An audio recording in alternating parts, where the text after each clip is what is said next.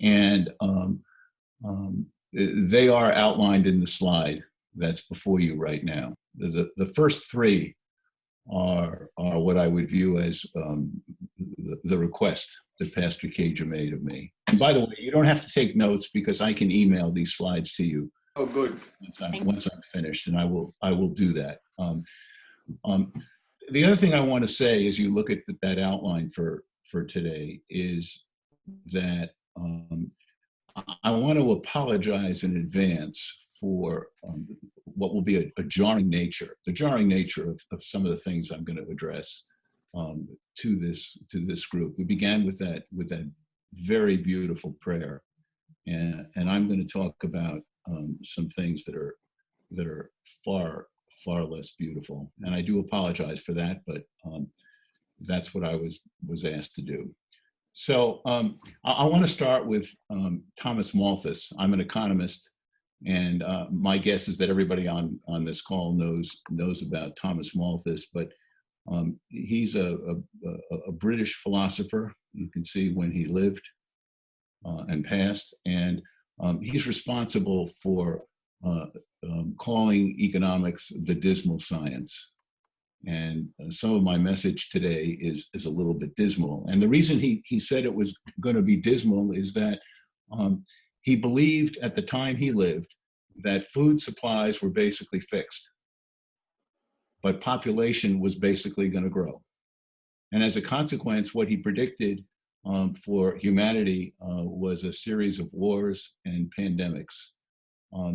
Traditional economists have tried to dismiss Malthus, saying, no, we're better than that. We can always find more ways to produce food. But here we are today in a worldwide pandemic.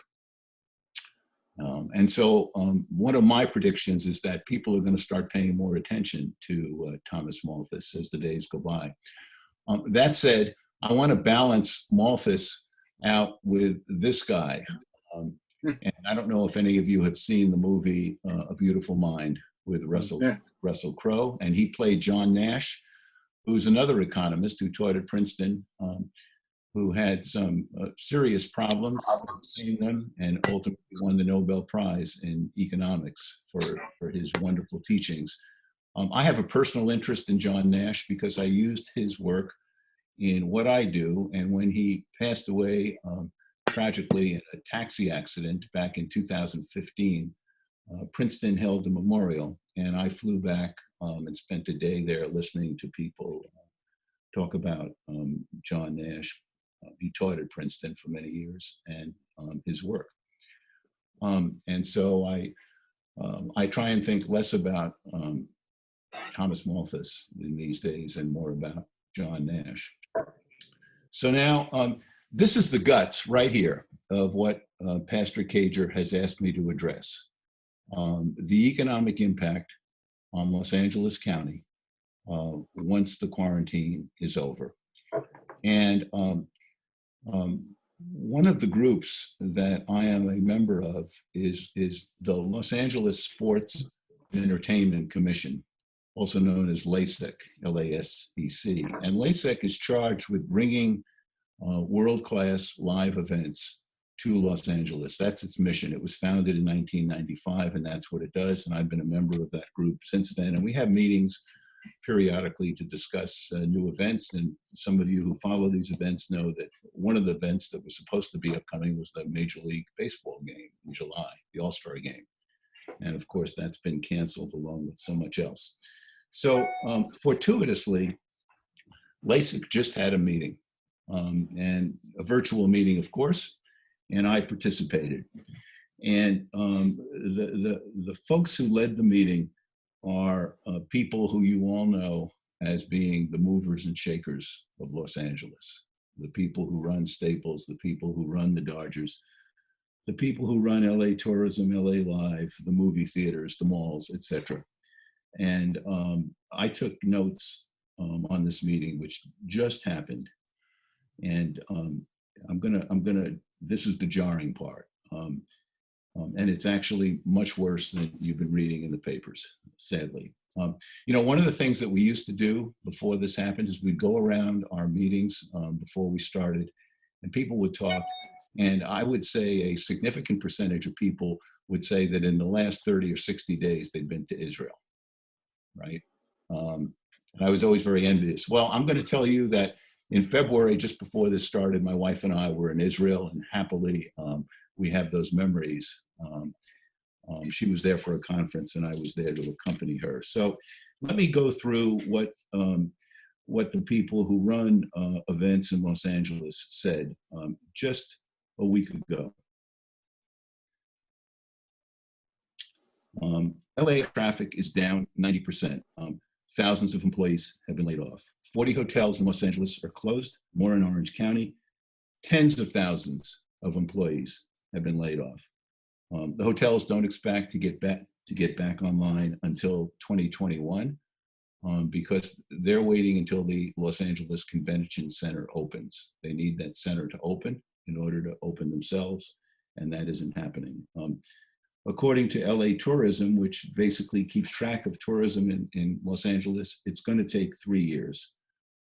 Staples Center is working hard to bring back events, but there are no plans to do it because even if the folks who do events agree to come back, they need to get fans to feel safe, and they don't feel they can do that just yet. The Dodgers want to come back. And yet, what I heard is that regardless of what Major League Baseball says, it's not economic for them to play without fans, and it's not economic for them to play with social distancing, meaning 20,000 in the stadium instead of 50,000. They can't do it. They won't do it. The new stadium was supposed to start with a Taylor Swift concert. That's been canceled. They're hoping to have football practice, but they're not really sure. The movie theaters, as we know, are shut down, and on and on. The state is moving from a budget surplus to a significant budget deficit. The malls are shut down. The tenants aren't paying their rent. The kinds of things that are sold at malls are not the kinds of things that consumers are buying online these days. Anyway, now there's a common denominator in all of this, and the common denominator is that the employees who service all of these places are for the most part low-income employees, and they are now unemployed. And so if they were living from hand to mouth then, before this started, it's worse for all of them now. And the only point I want to reiterate on this is the sense I got from listening to these people just 10 days ago is that it's actually much worse than what we're reading about in the paper, because they're kind of at ground zero for their businesses. And although the political leaders are trying to be as optimistic, understandably, as they can, the folks on the ground are much less optimistic. So what challenges does that present for the faith community and houses of worship? And as I thought about this, I just listed some things. And, here, obviously, I'm definitely not an expert, but I listed some things that I and others traditionally look to our houses of worship for. Life cycle events and rituals and community and all of that. And that was then. That was then. This is now. And I'm just going to race through then versus now. So this is a scene familiar, a scene familiar, a scene today, a scene familiar, a scene today, a scene familiar, scene today, scene familiar. It makes me sad to look at these slides, to be candid, because that's what we've lost. And we don't know when we're going to get it back again. And that really does impact all of this. And the only other thing I would say about those slides that I just raced through is that 9/11, which happened 20 years ago in September 2001, it changed the way we travel to this day and forever. Those of you like me who remember traveling freely before then, how easy it was, know how different it's become. And that's 9/11, and it's the legacy of 9/11. And we're in a pandemic now, and we don't really know what the legacy is going to be. But my sense is that it's going to be a while, and it's not going to leave us forever. So let me talk about adjustments that I see as being necessary for houses of worship. And one of the things, to move to a lighter note from those slides we just looked at, but one of the things that economists are known for doing is they take very simple concepts and they make them sound complicated. And so I'm going to do a little bit of that here. And I do it without shame because I'm an economist. So 35 years ago, my wife and I moved to the house we live in today. We've been in this house since then. And we looked around for a synagogue to join. Even though traffic was nothing like it is today back then, our choices of synagogues were limited to, I'll say, a 15 or 20 mile radius from where our home is. We didn't look any further. I live in West Los Angeles in Brentwood, and we looked in Brentwood and a little bit north and a little bit south, but we didn't look in, way down south, Costa Mesa or out in Riverside. And that's what an economist calls a relevant geographic market. The relevant geographic market for choosing a faith institution for us was relatively limited to the area immediately surrounding where we lived. That's just kind of sensible. And we had lots of choices, and we picked one. And what we picked was a synagogue that offered pretty much the same kinds of things as other synagogues. In other words, the product market for us was similar regardless of which one that we picked. And so we picked a choice, and we've stayed with that choice ever since then for 35 years. Today, as we all know, the product and the geographic markets have changed dramatically. And if I want to listen to, in other words, attend Friday night services, I don't have to look at the services that are being streamed live by my synagogue. I can look at services from any synagogue, literally any place in the world. If I want a big synagogue, I can look in New York.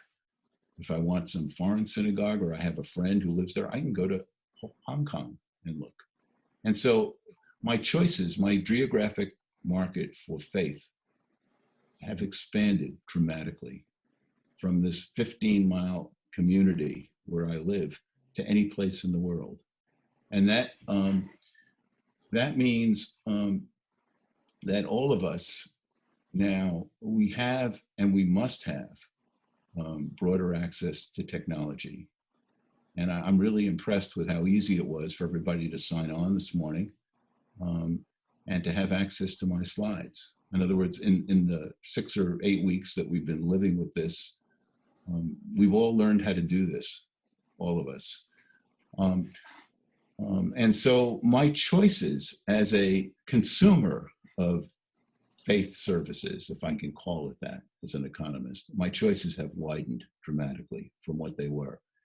And that provides both challenges and opportunities for the faith community. The challenge is, how does my synagogue keep me interested on Friday night, as opposed to other places that I could visit at the same time?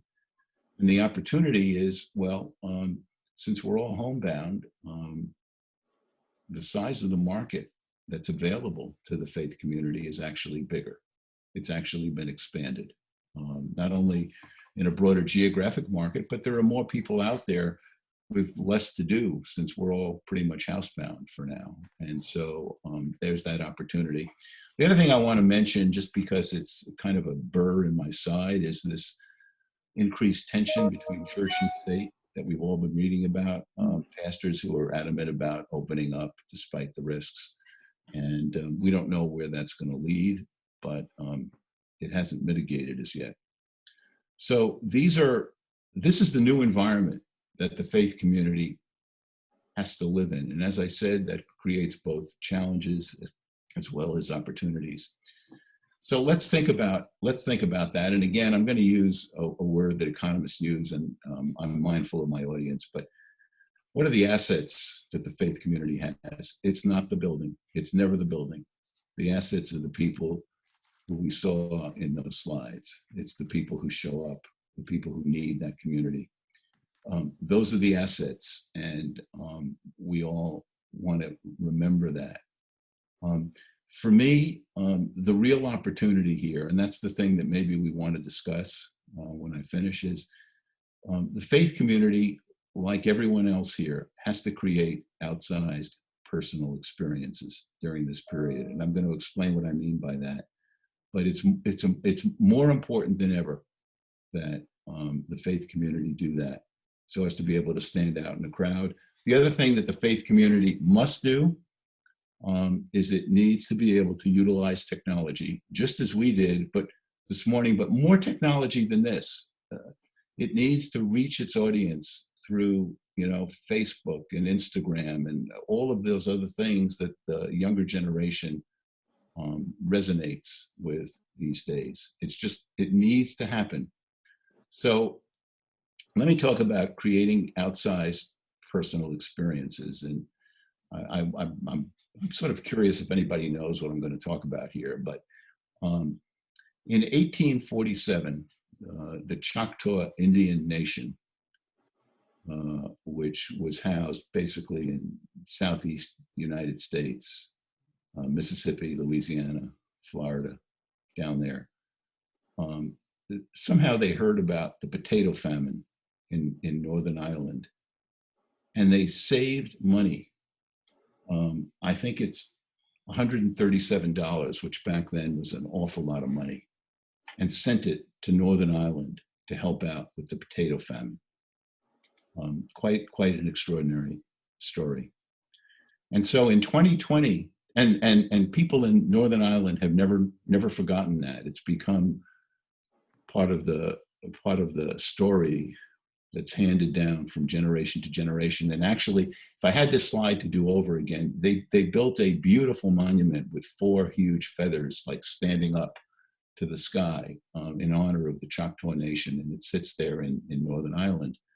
So today in 2020, when Northern Ireland heard about the pandemic, and especially what it's doing to the Choctaw Nation, they began to fundraise, and they have raised more than $70,000, which is being sent to the Choctaw Nation to help with the pandemic. And as you may have read, the Indian tribes have been seriously hurt and hit by this pandemic, much more so than the average American. The point being that in time of need, this act of generosity by an Indian tribe was never forgotten, and is now being repaid many times over by the recipients of that generosity. So new revenue streams for faith communities. And I know Pastor Cager would love me to have, some gold rings here, literally and figuratively. I think we're all trying to work through this. I know my synagogue is desperately trying to work through this, and I don't have to describe any of the problems because I'm sure each of you is facing, you're all facing similar issues. But my sense from this little story I told about the Choctaw is that acts of kindness in times of need especially create permanent bonds. I know that I personally am loyal beyond words to those people who were there for me during some of those valleys in my life. And I never forget that. And it creates an ongoing desire on my part to repay them time and time again. And so what we need to think about as leaders and as faith leaders is we need to find ways to identify those acts of kindness, which of course, that's what we're about 100% of the time.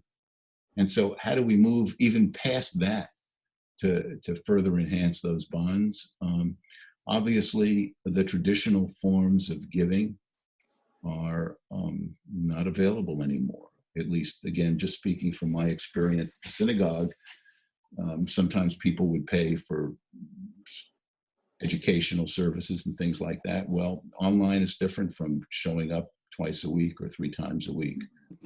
Religious training, very hard. So we're going to have to think outside the box. But here's where I think faith communities can and absolutely must make a difference.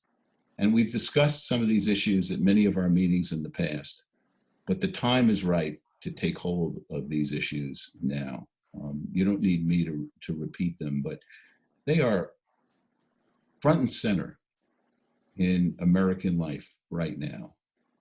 And those of you who have traveled throughout the world and spent some time in other places, as most of you have, know that the other countries address these issues much better than we do. Much better than we do.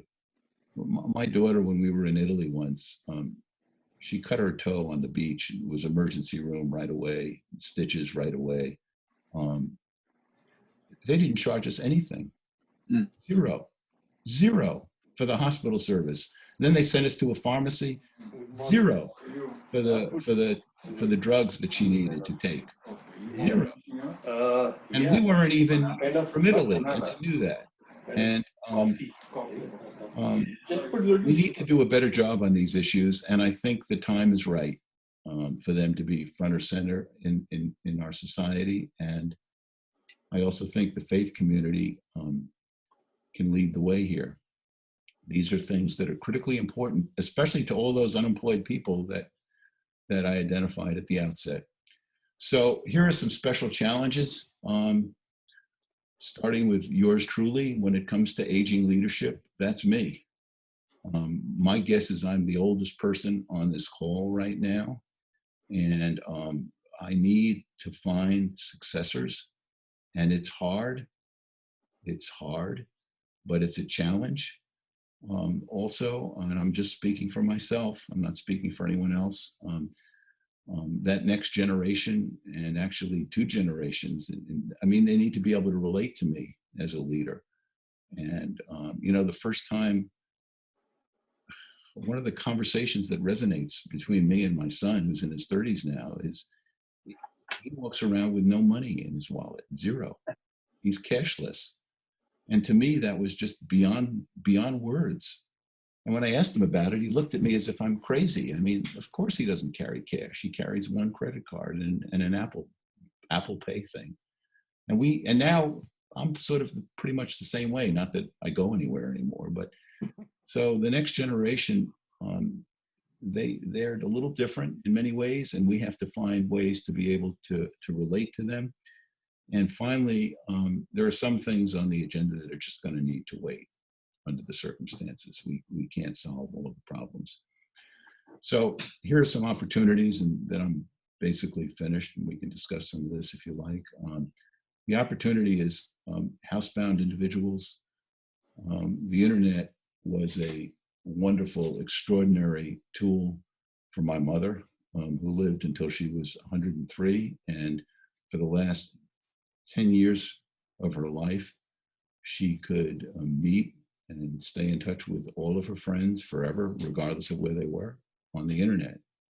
And since we're all on the internet now, it's the only way we access one another. It's an opportunity for housebound individuals, global market.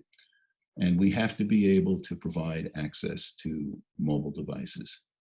We just have to, and we have to know how to use them and expand our reach that way. So I just want to come back to the basic thought, which is in terms of economic impact, this is as bad as it can be for now. And it we all know that if there's a second wave, this will not go away soon and can get even worse. With that, I'll stop. Thank you, Roy. And we're going to open it up for questions. If anyone has any questions for Brother Weinstein. And I think I'm going to start by saying, in your experience as an economist over the years, will people, particularly the generations, our kids' age, my kids are in their 30s, will they be able to support a house of worship at the same level that our generations and our parents' generations were able to, in your opinion? In my opinion, no. No, and that's why we need to find new ways to reach them. As many of you probably know, just even before this happened, our kids are not joiners. They don't join things. The only thing they might join en masse is a gym. And beyond that, it's very hard to get them to commit, to make the kind of long-term commitment that's associated with joining. That's number one. Number two is they may not wind up with the same resources that our generation had, which enables them to join. And that's why I say we need to find new ways to reach them. And the pandemic may be an opportunity to do that. We all know from reading what we read these days that more people are turning to religion during this pandemic than are turning away from religion. A higher percentage are turning toward religion. And so there's that opportunity, but left to their own devices, I don't think our children are going to support faith institutions to the same extent that we did. And we need to find a way to reach them in their lives that is new, that goes beyond the way we were reached when we were younger. And the fact that so many of them are unemployed and very, very concerned about the future does not make it easier. The one other thing I'll say is, in my experience, people support it. Obviously, you can't generalize, but and some people they provide 10 or 15% of their income or even more to faith institutions automatically. End of story. If the income goes up, they provide more. If it's down, they provide less. But apart from that group, people support faith institutions with discretionary income, right? Discretionary income. And if they don't have discretionary income because they're unemployed and they're eating into their savings, if they have savings, that's going to take a hit. Discretionary services are going to take a hit. They still need food, they still need rent, they may still need a car, or maybe not. But there are certain fixed expenses that we all have. And what's left can go to faith institutions. Again, apart from those that give automatically. Pastor Cager, may I ask a question? Go ahead.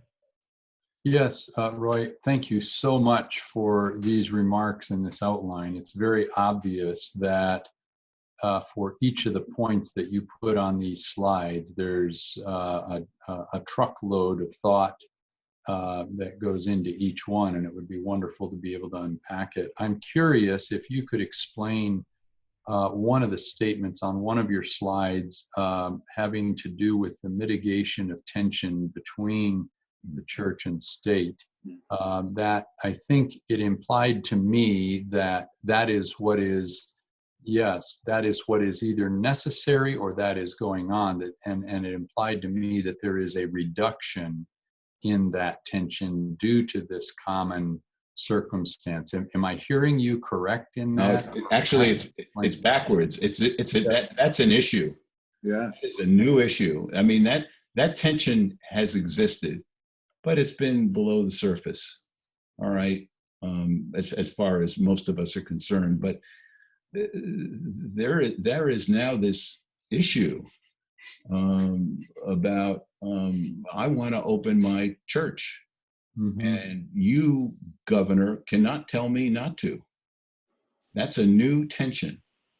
And Yeah. and then the people, they're out there with their banners and their signs, and off they go. And pandemic, um, I'm going to ignore the pandemic, and this can be a problem. And I don't know where our political leaders are going to go with this. It's a dangerous issue for many of them politically, and they think about that often.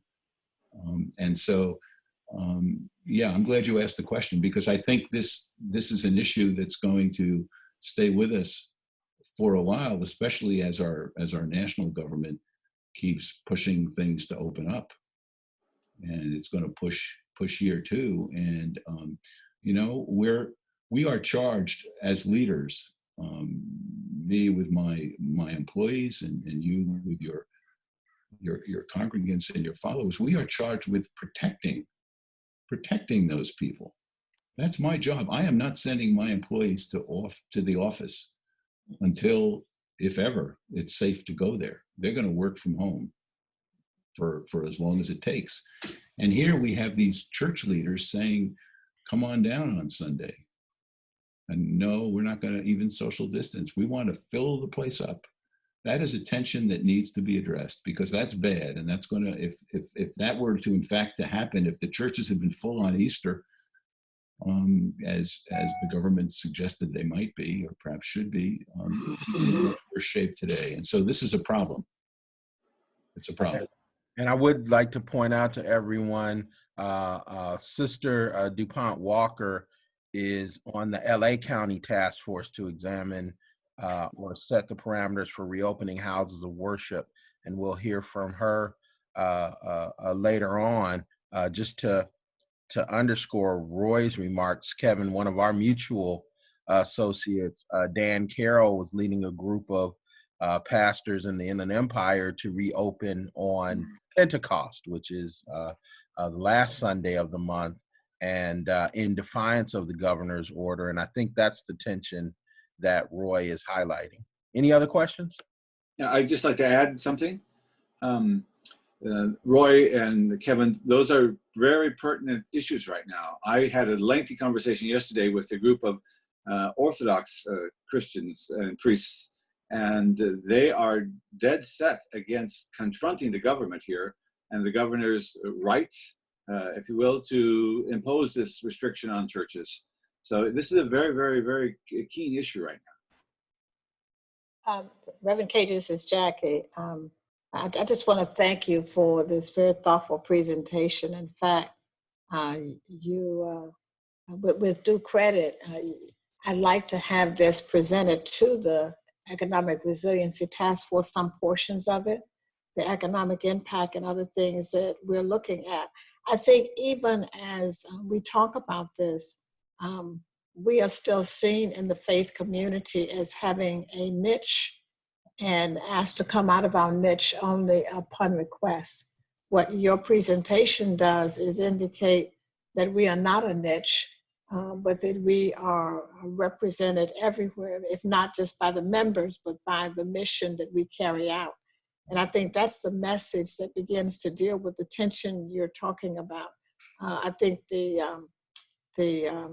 absolute affirmation of the right of the church to be separate from may, in some instances now, with the opening up of opportunities for houses of faith to apply for and receive public dollars, take a different twist. I think part of our challenge is going to be to remain that trusted and independent voice in the face of perhaps receiving some public resources, because sometimes you begin to play to that as opposed to staying on mission and on point.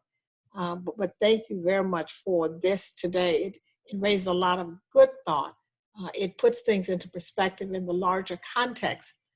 And many of us as faithful members don't often bring our resources, our talents, or our time. We bring our treasure and we show up, but we don't often bring to the faith community our real effort to make it more impactful. And I think that's what I got from this.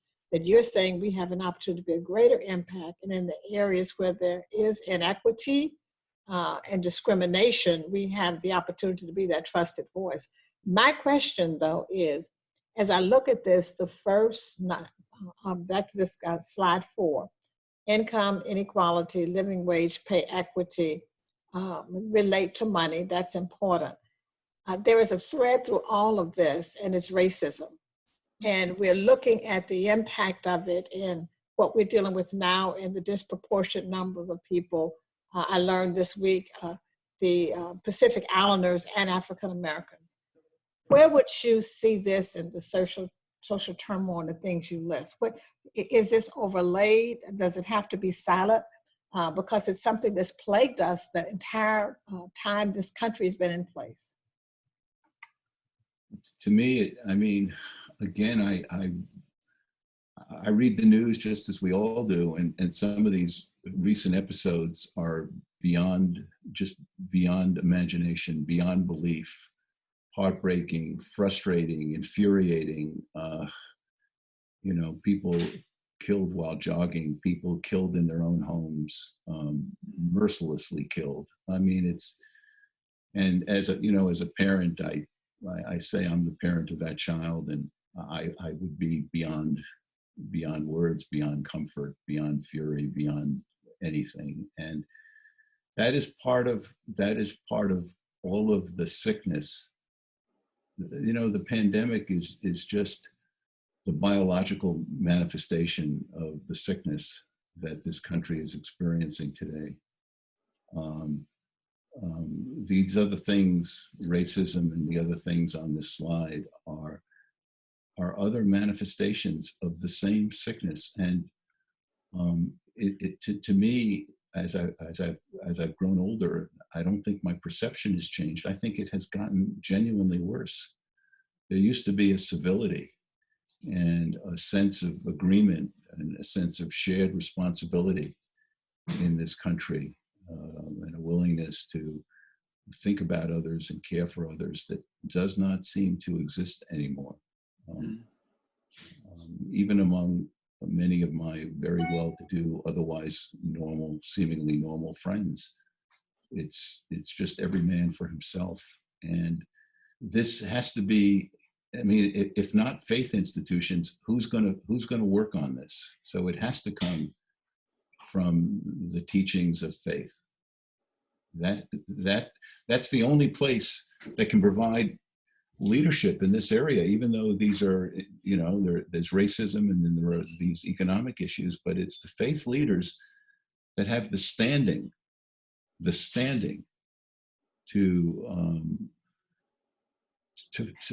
force these issues to be addressed and to force change.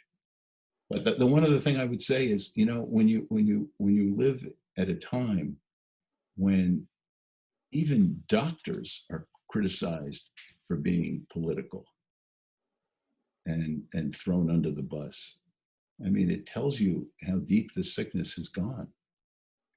But again, it's got to be the faith leaders. If not us, then who? Right?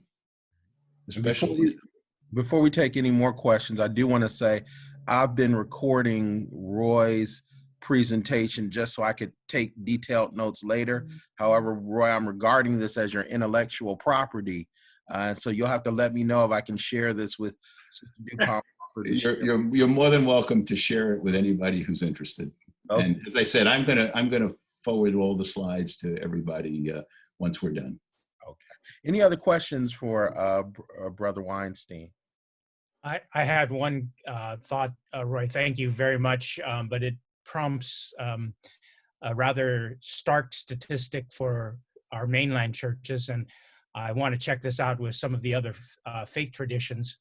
It's been estimated that in the next 40 years or 30 years, 40% of mainline churches will close.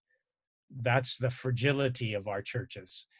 With COVID-19, what if that accelerates? What if 40% of our churches close within the next 30 months, which is a real possibility because of the downturn in terms of economics? And I'm just checking to see if our other colleagues are seeing this.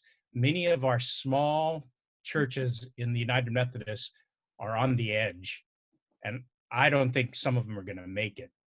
So this sort of accelerates that curve that we're talking about in terms of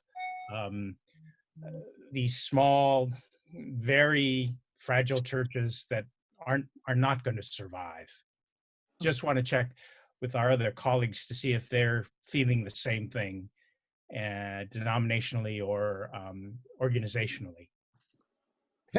Grant, from your mouth to God's ears. I'm hoping that actually that happens in my denomination. I've been preaching for a long time that it's not about buildings, it's not about fellowship, it's about mission. And the common thread that all these churches have is that they have forgotten their mission. So I hope that happens, so we can create something new to meet the new need, and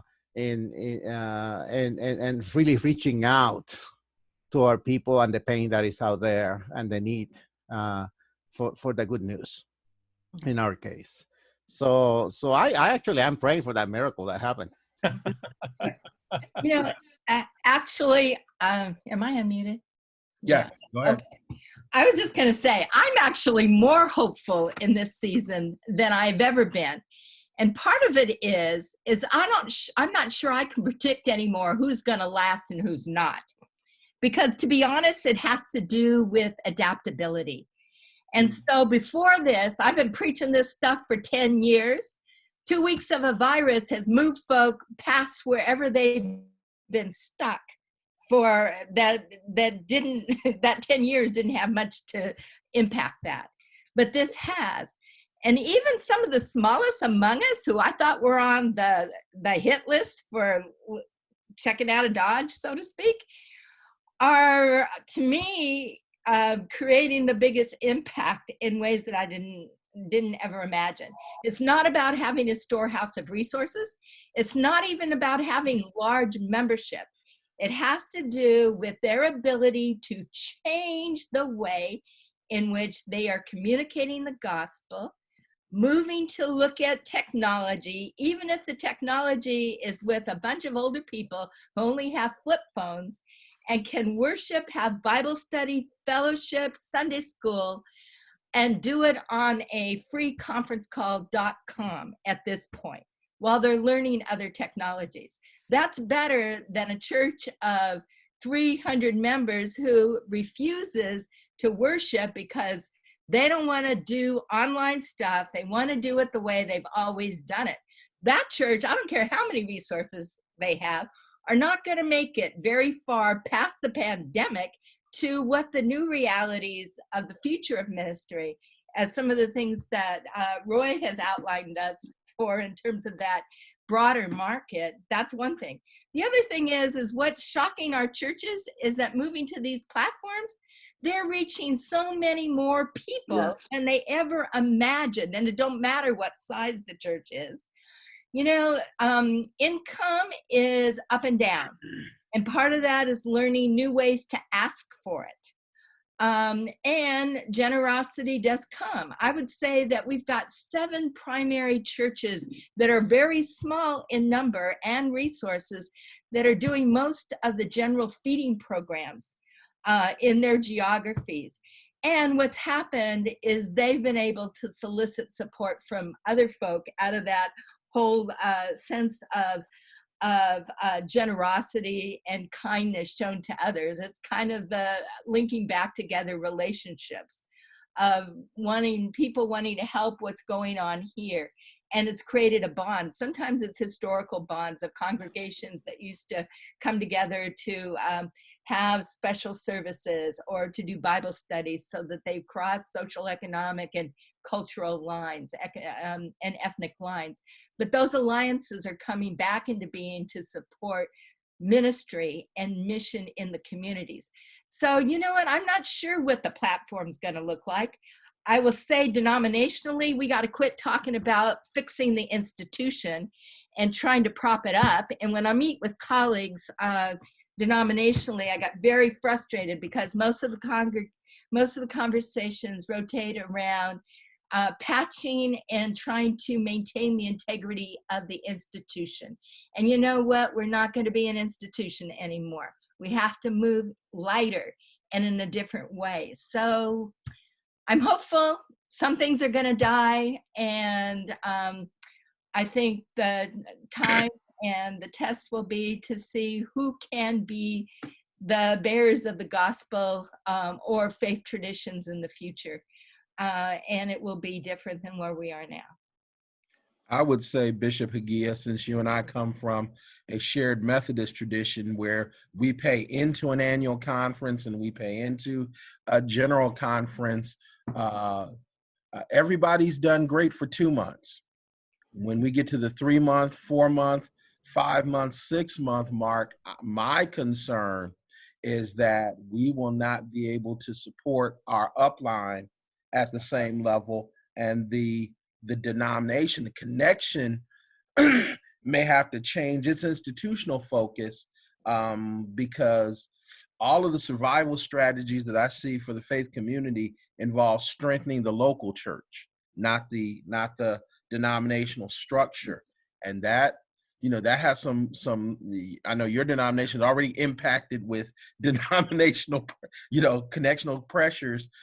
There's going to be an added financial structure. And when this thing started, I thought that our denomination would be 20% smaller in 6 months. I'm hoping that I'm wrong, but you know, there's a lot of financial pressure, and as this thing goes on, if it goes on, I'm not even concerned about the smaller churches as much as I am those medium level churches, which may have a level of debt and a level of payroll and other expenses. Those are usually the places that crash, not the top and the bottom, but the ones who are in the middle, who are precariously existing. Yeah. Pastor Gager. Yeah, can I add a few words to this conversation? For thousands of years, Hinduism was a very fluid religion, is a fluid religion. Hinduism does not depend on its temples or its churches, nothing. It has no central authority to dictate. It has always been open and to inquire. So in the future, we will probably be seeing a kind of a diffusion of authority and a location, and that will going to be diffused amongst the people, the devotees. Secondly, Roy's contention was, yes, the people are assets. In Hinduism, it will be exactly opposite. We, the faith leaders, are the assets of the community, and they will do everything to protect this kind of level of interaction that goes between the faith leaders in Hinduism and the laity, the devotees. So yes, we would be seeing in the future a more of a diffused way of spreading religion, not kind of having a nodal structure. And in fact, that will make religion, every religion, even stronger. Hinduism had been able to weather all these thousands of years and thousands of storms for exactly this reason. Nobody could hit where exactly it's going to hurt, because we are everywhere. So we would be seeing a new face of religion in the next 30 years or 40 years, as you have said. Yes, and this will be welcome, in fact, if faith leaders can just kind of modify their behavior and outlook and reach. In fact, like Roy said, people are taking more solace in religion during these times. Exactly. This is what's going to happen in the future also. The morning shows the day, and we hope that religion, like in the past, will be a tremendous integrating force for both the laity as well as the state. People have been living their lives and states have been coming and going over thousands and millions of years. Nobody has bothered about the state. We live our religious life. We integrate ourselves with the community, with the people, and it's a tremendous potential. We don't have to bother about the state and the frictions. The church has seen many such frictions. We have overcome all these things, and we have a great future. And it's going to be an even greater future when we can all work together. All the faith communities can work together. This is the real future. Thank you very much. Father Alexis and Bishop Hagia. Yes, I just like to add to that question of organization versus church. Each Catholic parish pays what is termed a cathedraticum, a tax, 10% of its income to support the archdiocese institution. Archbishop Gomez has suspended that tax till the end of our fiscal year. So this last 3 months, then there's no such payment expected from parishes. The emphasis is on keeping the parishes alive rather than the organization. Bishop Hagia, did you want to follow up? Oh, no. John, appreciate it. Great discussion. And I think you're all correct. It's going to be who's adapting and who's going to change. That's that right. makes That's it. Yep. John, Thank you. Pastor Cager, just a comment. Yeah, I really appreciate this. This is exceedingly helpful, and it all begins with Roy's remarks. Obviously, I'm somewhat limited in my knowledge, but because it's rather limited to Christian churches across the country. But what I have found is that about half of the Christian churches, again, these are very quick stats, are growing and the other half are struggling or declining.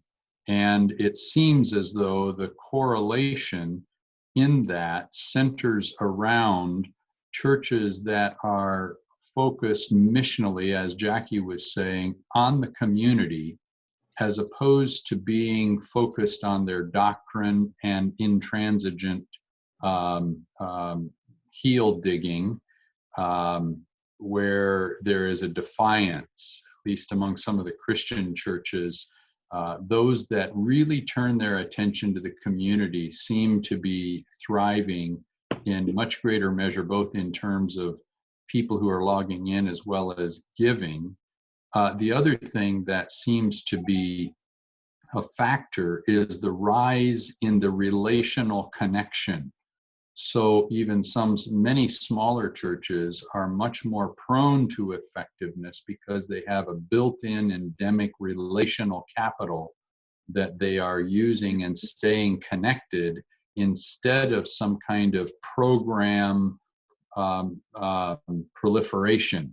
And the sake of being a program church seems to cause some distress in the churches. So where they're focused on the relational connections, the community mission, and then thirdly, where they are truly in touch with the authorities, the state, and so forth, and acting in collaboration with instead of defiance. One large Christian church in the city of Dallas, and you may have heard about it, opened its services, I think, last week and was pushing against all the restrictions, and they were 95% down. Well, now all of a sudden, they are missing the point of what the church is about and what faith is about. If it is to minister to people, then this defiant kind of attitude is not necessarily serving the mission. So I think those are three factors that I have noted, at least, in how churches are navigating and what causes them to thrive in engaging in the community. And I think that's borne out in what I've heard Roy sharing with us, and that's why I really appreciate it. All righty. And Pastor so, Cager. go ahead. I want to first of all say thank you for this very, very enlightening conversation. From my perspective, I'm the president of the Baptist Ministers Conference here in Los Angeles. And as Pastor Cadre said, for these first 2 months, we've been doing pretty good in reference to the churches that's been able to adapt to this pandemic. But I want to say that this conversation was very enlightening, and I've taken so much from this conversation to be able to share with others. And I don't know about you, but I'm praying that the church will prosper. I mean, our views from my personal church, Weller Street Missionary Baptist Church, has been way beyond the attendance that we have every Sunday. So I think we have to be able to adapt to this day and time. And I want to thank Mr. Weinstein for that very important information he shared. And thank you, Pastor Cager, for this dialogue. And for those who don't recognize the voice, that is the Reverend K.W. Toulos, who is the president of the Baptist Ministers Conference of Los Angeles. And I'm glad you finally able to take your seat at the table, sir. I appreciate it. And I take it. Go ahead. John, I had a quick question for Roy. Go ahead, Swami. Thank you, Roy, for your presentation, and thanks for all the comments. My question is coming from a non-economist to an economist. It has always seemed to me that the global economic situation is unsustainable as it is, based on consumption and increasing growth in what is actually a limited biosphere. Is this then a great opportunity to start re-envisioning what a more sustainable economic system would look like? And I think maybe it is. And then what is our part in that? What does a more sustainable economic system look like? And how to overcome because all the malls and all that, it's all based on buying more stuff, keep the economy floating. It's not sustainable in the long term, obviously. So is this the time that we start doing the painful work of reorganizing? Well, as you see, you brought us back to Thomas Malthus. That is the Malthusian view of the world. And I do think, as I said at the outset, that the question you raise is going to be addressed. That said, it seems to me that wealthy 0.1%, they seem to have this thing. They have such a stake in ongoing consumption, no matter what, that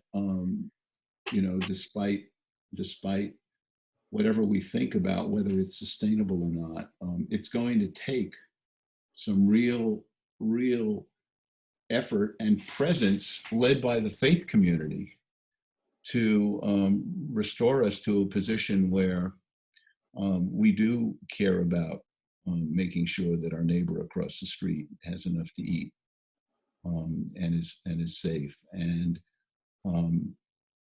I have a hard time knowing the answer to that question because, as I said, the very small percentage of people on this planet who control so much of its wealth and its commerce, they don't seem to think the way we do. I mean, I would have thought that you don't need $100 billion to have enough, that maybe you could settle for $10 billion and distribute the other 90 to your employees who only earn $25,000 a year. That might have, but that's not what we see in Amazon. We see just the reverse. He's made back all the money he lost in his divorce already. He's made it all back. And those employees are still earning $35,000 a year. So I mean, it would be nice if there could be some serious rethought given to these kinds of questions. But I don't know. The one other thing I want to comment on is, my synagogue will typically have anywhere from 25 to 50 people on a Friday night. we had more than 200 on our last virtual services, which highlights again the fact that there is an opportunity here to reach 10 times as many people as we ordinarily reach. And so we need to hone that message a little bit, not to dilute the message, but to find a new way to deliver it to this expanded audience in order for it to have an impact, and so that we don't miss those opportunities. And go ahead. This will be the last question, Bob. Go ahead. Yes, thank you. Just very briefly. Roy, I think many of us were kind of surprised to see the stock market performing as it did in April. I think it seemed like it might be worse. What do you project in terms of the investment situation going forward? The stock market, well, I can tell you that at that conference of LA business leaders, they said all projects have stopped right now. There's just too much uncertainty to proceed with investments. On the other hand, the stock market, while it's gone down some, has not gone down anything like the way unemployment has gone up, the way personal income has gone down, the way, I mean, we've all seen these ridiculously long, pathetically long food lines in the United States, everywhere, including Southern California, food lines that go on for miles. But that 1% that I'm talking about, or that 1/10 of 1%, they don't seem to care that much. And so the stock market, while it's gone down somewhat, hasn't begun to go down as much as it should. Now, for this, and I think it will probably continue to be just fine unless we act in a really irrational way about opening up the economy, and the second wave comes back and turns out to be far worse than the first. Remember that at least the rest of the world is treating this very seriously and doing a lot of the things that we are not doing, and that will protect us. Thank goodness for that. So I don't think that those of us that have faith institutions that have investments in the stock market, this isn't the time to invest more. I'll put it that way. Too much uncertainty. Thank you. Excellent. We want to thank you, Roy. I'm going to stop recording so you can take your screen share